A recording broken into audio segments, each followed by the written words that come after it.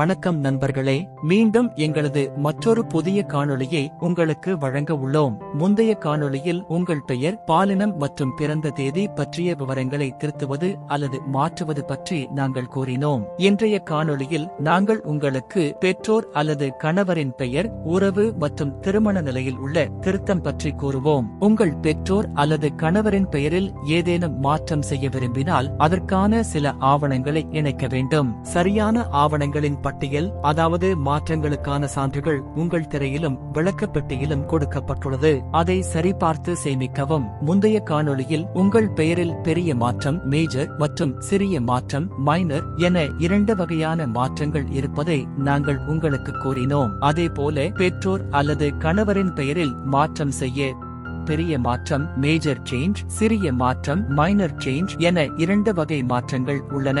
பெரிய மாற்றத்திற்கு குறிப்பிடப்பட்ட 3 ஆவணங்களை இணைக்க வேண்டும் மற்றும் சிறிய மாற்றத்திற்கு 2 ஆவணங்களை இணைக்க வேண்டும். பெரிய மாற்றம் என்பது பெயரின் எழுத்துக்களின் எண்ணிக்கை சார்ந்து அல்லாமல் பெயரின் உச்சரிப்பு மாறுவது, 3 அல்லது அதற்கு மேல் எழுத்துக்கள் மாறுவது, நீங்கள் முதல் முறையாக பெற்றோர் அல்லது கணவரின் பெயரை பதிவு செய்வது, பெயரில் ஏதேனும் நீட்டிப்பு இருந்தால், அதாவது ஏதோ ஒன்று சேர்க்கப்பட்டால்.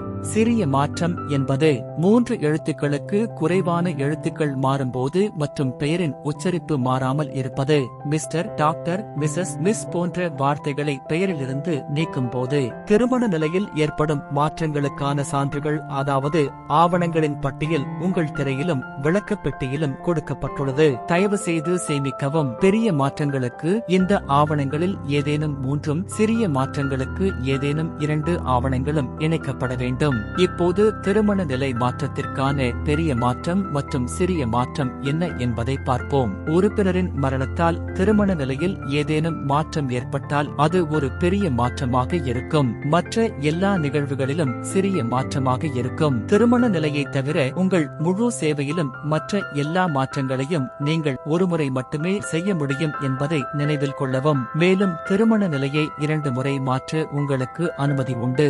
இந்த அனைத்து மாற்றங்களுக்கும் விண்ணப்பிக்கும் செயல்முறையை அறிய விளக்கப்பெட்டியில் கொடுக்கப்பட்டுள்ள இணைப்பில் உள்ள கூட்டு அறிவிப்பு ஜாயிண்ட் டிக்ளரேஷன் விண்ணப்ப படிவத்தின் காணொளியை பார்க்கவும். இந்த காணொளியில் அவ்வளவுதான். எங்கள் அடுத்த காணொளியில் வேலையில் சேரும் தேதி, வெளியேறும் தேதி மற்றும் வெளியேறுவதற்கான காரணம் பற்றிய திருத்தம் பற்றி உங்களுக்கு சொல்வோம். மேலும் இது போன்ற காணொளிகளை பார்க்க எங்களுடன் தொடர்ந்து இணைந்திருங்கள் மற்றும் எங்கள் யூடியூப் சேனல் ஐ பார்க்கவும், மற்றவர்களுக்கும் பகிரவும். நன்றி. ஜெய் ஹிந்த்.